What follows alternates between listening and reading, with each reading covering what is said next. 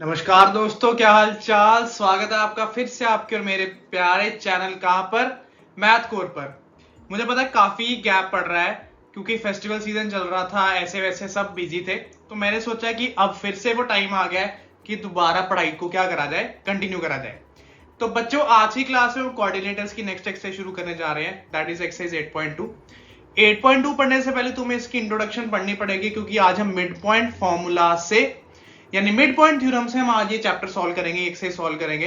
अगर आपने mid point theorem नहीं पढ़ी है, उसकी इंट्रोडक्शन मैंने पहले ही दे दी है, जाके इंट्रोडक्टरी वीडियो देखिए, लिंक मैंने डिस्क्रिप्शन बॉक्स में डाल दिया है। तभी आपको एक्सरसाइज करने में आएगा क्या मजा। तो आइए शुरू करते हैं आज की क्लास। हाँ, थोड़ा थोड़ा मैं भी इसमें पढ़ाऊंगा, समझाऊंगा कि मिड पॉइंट थ्योरम क्या थी, बट आपको अगर अच्छे से समझना है तो आपको वो देखनी पड़ेगी, वो बहुत जरूरी है। चलिए पहली स्लाइड से करते हैं शुरू हमारा क्वेश्चन नंबर 1। तो प्यारे बच्चों, अगर मैं तुम्हें पहले मिड पॉइंट थ्योरम रिवाइज करवाऊं तो वो क्या चीज थी, जरा सुनिएगा। उसमें क्या होता है कि आपके पास एक ट्राइंगल है एबीसी, या आपका एक ट्राइंगल है एबीसी। मान लो कि डी मिड पॉइंट है एबी का और ई मिड पॉइंट है एसी का। मान लेते हैं कि जो डी है वो क्या है, वो मिड पॉइंट है आपका किसका, एबी का। D is the mid point of AB and E is the mid point of AC. जो ई है वो एसी का मिड पॉइंट है। तो प्रूफ में क्या आ जाता है, मतलब रिजल्ट क्या आ जाता है कि जो डीई है वो बीसी के पैरेलल है, यानी ये साइड इसके पैरेलल है, और जो डीई है वो बीसी के हाफ है, यानी DE is half of BC. ये इसका रिजल्ट है मिड पॉइंट का। कि अगर अच्छा, सबसे पहली बात तो मिड पॉइंट थ्योरम लगती है सिर्फ और सिर्फ ट्राइंगल में। ट्राइंगल में अगर दो साइड पे दो मिड पॉइंट है तो वो दो मिड पॉइंट को ज्वाइन करने के बाद ये वाली लाइन ट्राइंगल की थर्ड साइड के पैरेलल हो जाएगी और यही वाली लाइन ट्राइंगल की थर्ड साइड के हाफ हो जाएगी। This is called as mid point theorem. अगर अभी भी आपको अच्छे से और समझना है तो इंट्रोडक्टरी वीडियो देख लो, अच्छे से तुम्हें समझ आ जाएगा। हम शुरू करने वाले हैं हमारे आज के पहले क्वेश्चन के साथ, एक्सरसाइज 8.2 के क्वेश्चन नंबर 1। कहता जी एबीसीडी कोऑर्डिनेटर है जिसमें पी क्यू आर और एस मिड पॉइंट्स हैं, A B B C C D और डी ए के, और जो ए सी है वो एक डायगोनल है। आपको शो करना है पहले तो पार्ट में कि जो एस आर है वो एसी के पैरेलल है। एस आर यानी कि ये वाली साइड इसके पैरेलल है और जो एस आर है वो एसी के हाफ। बिल्कुल जी, हम शुरू करेंगे। अब सबसे पहली बात तो ये है कि जो एस आर और एसी है ना, ये आपके ट्राइंगल एडीसी में आ रहे हैं, ये आपके ट्राइंगल एडीसी में आ रहे हैं। अब हमें क्या क्या गिवन है पहले तो हम वो देखते हैं, ध्यान से मेरी बात सुनेगा। हमें यहां पे गिवन है कि जो P, Q, R और जो S है वो मिड पॉइंट्स है किसके, वो मिड पॉइंट्स किसके हैं प्यारे बच्चों, वो हैं मिड पॉइंट्स AB के, BC के, CD के और AD के। और जो AC है वो एक डायगोनल है। सबसे पहले पार्ट में हमें शो करना है कि जो SR है वो AC के पैरेलल है और जो SR है वो AC के हाफ है। बहुत सिंपल है, आपको सिर्फ मेरी बात ध्यान से सुननी है। क्या करना है, जो हमारा SR और AC है ना, पहले तो हमें पता चलना चाहिए वो कौन से ट्राइंगल में। SR और AC है ट्राइंगल A, D और C में। ये ट्राइंगल ADC में आ रहा है, तो हम क्या करेंगे, ट्राइंगल ADC लेंगे। तो इसको लिखने का तरीका क्या होता है उस पर जरा जोर दीजिएगा। In triangle ADC, in triangle ADC जो S है वो मिड पॉइंट है, जो S है प्यारे बच्चों वो मिड पॉइंट है किसका, S is the midpoint of AD and जो R है वो किसका मिड पॉइंट है, वो है प्यारे बच्चों मिड पॉइंट DC का। जो S है वो किसका मिड पॉइंट है, ये वाला जो S है वो है मिड पॉइंट AD का और जो R है वो है मिड पॉइंट DC का। अब दो मिड पॉइंट मिल गए ट्राइंगल में, तो यहां पे आ जाएगा बाय मिड पॉइंट थ्योरम, जिसे आप MPT लिख सकते हैं, कि जो SR है वो आ गया AC के पैरेलल और जो SR है वो आ गया AC के हाफ। ये हमारी पहली क्वेश्चन बन गई कि अगर S मिड पॉइंट है AD का, R मिड पॉइंट है DC का, तो by mid point theorem SR parallel आ गया AC के और SR आ गया हाफ AC के। पहला पार्ट हो गया। अब दूसरा पार्ट हम CPCT से नहीं कर सकते क्योंकि हमने ट्राइंगल को कॉन्ग्रुएंट नहीं करा। दूसरे पार्ट में आपको क्या शो करना है कि जो PQ है वो SR के बराबर है, ये वाला PQ SR के इक्वल है। अब PQ का तो अभी तक नामो निशान ही नहीं, जो हमने पहला पार्ट प्रूव करा। अब PQ को SR के इक्वल कैसे लाना है, ये तरीका आपको ध्यान से समझना पड़ेगा, ये वाला पार्ट अब अलग से हमें सॉल्व करना पड़ेगा। तो हम क्या करेंगे, PQ को लाने के लिए ना हम क्या करते हैं, हम नीचे वाला ट्राइंगल लेते हैं ABC। हम क्या करेंगे, सेकंड पार्ट को लाने के लिए ना हम नीचे वाला ट्राइंगल लेते हैं, कौन सा, ABC। तो इन ट्राइंगल ABC जो P है वो किसका मिड पॉइंट है प्यारे बच्चों, P हमारा मिड पॉइंट है किसका, AB का। एंड जो हमारा Q है वो हमारा मिड पॉइंट किसका प्यारे बच्चों, वो हमारा मिड पॉइंट है BC का। तो क्या होगा, therefore by mid point theorem, again bye mid point theorem, जो PQ है वो पैरेलल आ जाएगा AC के, और जो PQ है वो हाफ आ जाएगा AC के। इसको हम कर देंगे इक्वेशन नंबर 2। हमने अभी क्या करा, मैं तुम्हें फिगर से समझाता हूं, ध्यान से मेरी बात सुनना। हमने क्या किया, हमने ट्राइंगल लिया ये वाला, इन ट्राइंगल ABC नीचे वाला, P was the midpoint of AB and Q was the midpoint of BC। Therefore by midpoint theorem PQ AC के पैरेलल आ गया और PQ AC के हाफ आ गया। इक्वेशन नंबर 2 बन गई। अब हमारे पास जो दो इक्वेशंस आई है, इसका हम क्या करेंगे, हम इनको करेंगे कंपेयर। हम क्या करेंगे, इनको कंपेयर। ऑन कंपेयरिंग 1 and 2 होगा क्या, 1 में SR AC के पैरेलल है, 2 में PQ AC के पैरेलल है, AC AC हट गया, PQ आ गया पैरेलल SR के। एंड 1 में SR AC के हाफ है, PQ AC के हाफ है, हाफ हाफ कट गया, ये आ गया PQ is equal to SR। हुआ क्या, आपका सेकंड पार्ट प्रूव हो गया, PQ SR के इक्वल आ गया। अब PQ और SR इक्वल आ गए, हमारा सेकंड पार्ट प्रूव हो गया। थर्ड पार्ट में आपको क्या शो करने को बोला है, थर्ड पार्ट में आपको शो करने को बोला है कि PQ और S को एक पैरेललोग्राम बनाओ। अब पैरेललोग्राम बनाने का सिंपल क्राइटेरिया क्या है कि अगर आपकी ऑपोजिट साइड्स इक्वल और पैरेलल है ना, अगर आपकी ऑपोजिट साइड्स इक्वल और पैरेलल हैं, then that quadrilateral is a parallelogram. अब तुमने वो तो कर ही लिया। अभी जब हमने सेकंड पार्ट प्रूव किया ना, उसके बाय चांस ही क्या आ गया कि जो PQ है वो SR के पैरेलल है और जो PQ है वो SR के इक्वल है। तो अगर किसी क्वाड्रिलेटरल में opposite sides are equal and parallel, then that quadrilateral PQRS becomes a parallelogram। So this was your question number 1। बहुत इजी, सिर्फ एक ही चीज पर बेस्ड है, that is mid point theorem. एक बार आप अच्छे से उसको समझो, क्योंकि इसमें एक कंसेप्ट पकड़ना बहुत जरूरी है। आपको जहां पे भी डाउट लगे प्लीज कमेंट बॉक्स में बताना, मैं इसको क्लियर करूंगा। एक बार ये सब आप इसे अच्छे से देख लो।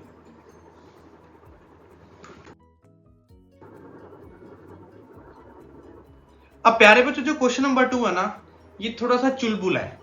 चुलबुला कहने का मतलब है ये थोड़ा सा डिफरेंट है, थोड़ा सा डिफिकल्ट है, कुछ चीजें इसमें नई प्रोड्यूस करनी है, प्रूव करनी है। ध्यान से सुनो पहले मेरी बात। क्वेश्चन नंबर 2 कहता है जी जो ABCD है ना वो एक रोम्बस है। हम चुपचाप एक रोम्बस बना लेंगे। जो ABCD है ना वो एक रोम्बस है। मैंने एक टेढ़ा मेढ़ा सा रोम्बस बना लिया, ये ABCD है, एक रोम्बस है।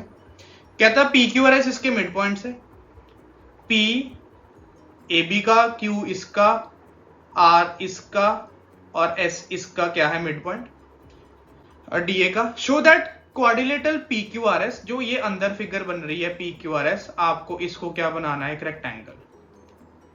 अब तुम्हें मैं बात सुनाऊं, अगर तुम्हें किसी भी क्वाड्रिलेटरल को कोई भी फिगर बनाना है ना, तो एक इंटरमीडिएट फिगर होती है, that is parallelogram.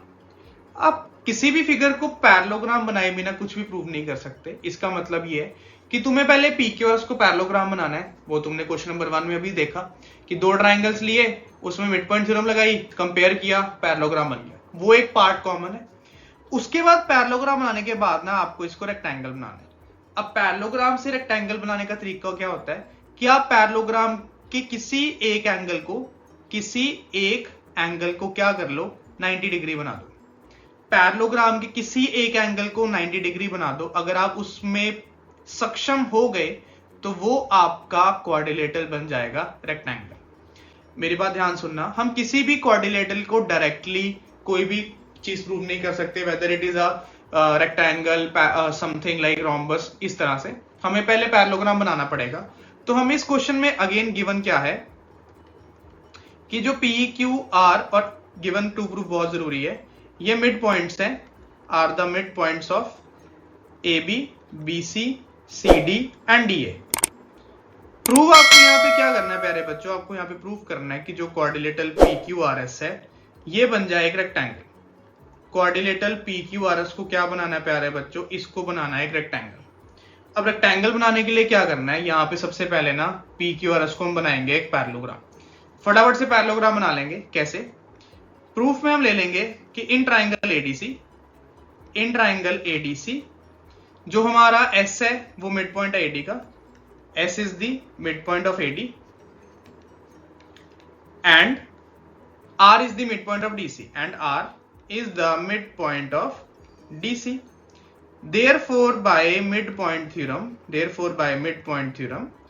SR is parallel to AC and SR is half to AC, equation number 1। ये हमारा पार्ट हो गया।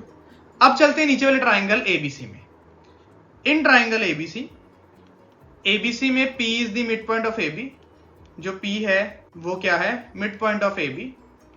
P is the midpoint of AB and Q is the midpoint of BC and Q is the midpoint of BC। तो therefore by midpoint theorem क्या हुआ, PQ parallel आ गया AC के और PQ हाफ आ गया AC के, इक्वेशन नंबर 2 आ गया। अब आपने पता है कि आपने दो इक्वेशन बना ली, अब दोनों कंपेयर करोगे। ऑन कंपेयरिंग 1 एंड 2, 1 में SR AC के पैरेलल है, 2 में PQ AC के पैरेलल है, AC AC कट गया, PQ आ गया SR के पैरेलल।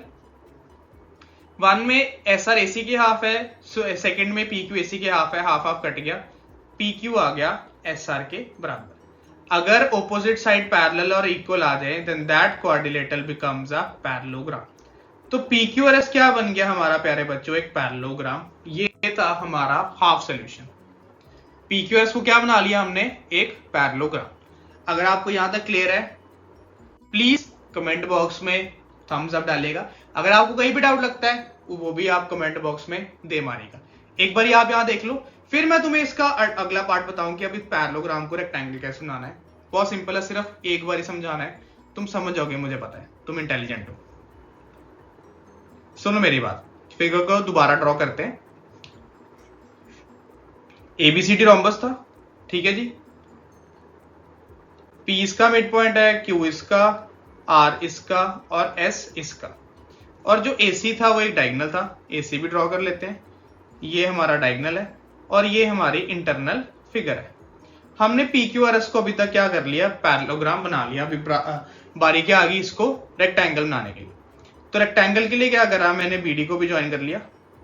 मैंने क्या करा, रेक्टेंगल बनाने के लिए BD को भी ज्वाइन कर लिया। ध्यान से मेरी बात सुनना। अब BD को हमने ज्वाइन करेंगे और फिर इसका अगला पार्ट क्या होएगा वो मैं आपको समझाने जा रहा हूं, बस 1 सेकंड की बात है। और लो जी, BD को ज्वाइन कर लिया और इस इंटरसेक्शन पॉइंट को नेम कर देते हैं। किसी पैरेललोग्राम को रेक्टेंगल बनाने के लिए ना, पैरेललोग्राम का एक एंगल हमें राइट एंगल बनाना है। अगर किसी तरह से हम वो एक एंगल राइट एंगल बना पाए then that parallelogram is a rectangle. ठीक है जी, अब मेरी बात सुनिएगा आगे। आपको पता है कि जो ABCD रोम्बस है ना, तो रोम्बस के जो डायगोनल्स है वो 90 पे इंटरसेक्ट करते हैं, यानी कि ये जो एंगल है ना ये 90 डिग्री है। अगर हम किसी तरह से एंगल O और एंगल R को इक्वल कर पाए ना, ये दोनों आपस में ऑपोजिट एंगल है, अगर ये हमने इक्वल कर लिया ना तो R 90 बन गया, यानी PQRS एक पैरेललोग्राम था जिसमें R 90 है तो वो एक रेक्टेंगल बन जाएगा। अब इसको 90 बनाने के लिए क्या करना पड़ेगा, थोड़ा सा हमें और काम करना पड़ेगा। वो कैसे, सुनिएगा मेरी बात बस, और बात सिर्फ 2 मिनट की है। हमें पता था कि जो AC है ना, SR और जो AC है वो आपस में पैरेलल है, ठीक है जी। ये फुल SR था, मैंने SR का छोटा पोर्शन ले लिया MR, ठीक है। मैंने SR का छोटा पोर्शन ले लिया क्या, MR, और मैंने AC का छोटा पोर्शन ले लिया कौन सा, ON। SR का छोटा पोर्शन ले लिया मैंने MR, क्योंकि अगर ये और ये फुल पैरेलल है ना, इसका ये पोर्शन और ये पोर्शन पैरेलल है, यानी कि जो SR का पोर्शन है MR और AC का मैंने पोर्शन ले लिया OR। अब हुआ क्या, ऑपोजिट साइड्स पैरेलल होगी, जिसके कारण क्वाड्रिलेटरल छोटा वाला MRNO बन गया एक पैरेललोग्राम। अगर ये पैरेललोग्राम बन गया तो तुम्हें पता है कि एंगल O एंगल R के इक्वल आ गया, बिकॉज ये ऑपोजिट एंगल्स बन गए पैरेललोग्राम के। Angle O was a right angle, क्योंकि रोम्बस के डायगोनल्स 90 पे बाइसेक्ट करते हैं। उसी तरह से एंगल R 90 आ गया। अगर एंगल R 90 आ गया तो किसी भी पैरेललोग्राम में इफ सिंगल एंगल अगर एक एंगल बन जाता है आपका 90 degree, then that parallelogram is a rectangle. बस इतना सा एडिशनल पार्ट था कि आपने छोटा वाला जो MRNO है उसको क्या बना दिया, एक पैरेललोग्राम। ये जो MRNO है इसको क्या बना दिया हमने, पैरेललोग्राम। पैरेललोग्राम बनाने के बाद हमने एंगल R और एंगल O को इक्वल कर लिया, बिकॉज ये ऑपोजिट एंगल्स थे। पैरेललोग्राम के ऑपोजिट एंगल इक्वल होते हैं।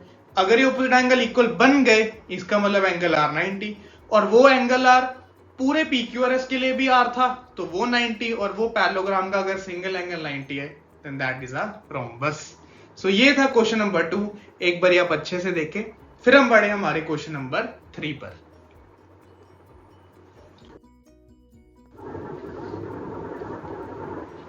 सुनिएगा जी मेरी बात। अब क्वेश्चन नंबर 3 फिर से पहले और दूसरे क्वेश्चन जैसा ही है। कहता जी ABCD इज अ रेक्टेंगल। अब मैं तुम्हें कुछ चीज यहां पे क्लियर करूंगा। कहता जी ABCD क्या है, एक रेक्टेंगल। ये क्या टेढ़ी मेढ़ी सी फिगर बना दी, एक सेकेंड। चलो इसको पूरा रब करके दोबारा ही बनाते हैं। ABCD क्या है प्यारे बच्चों, एक है रेक्टेंगल। A B C और D ये रेक्टेंगल है।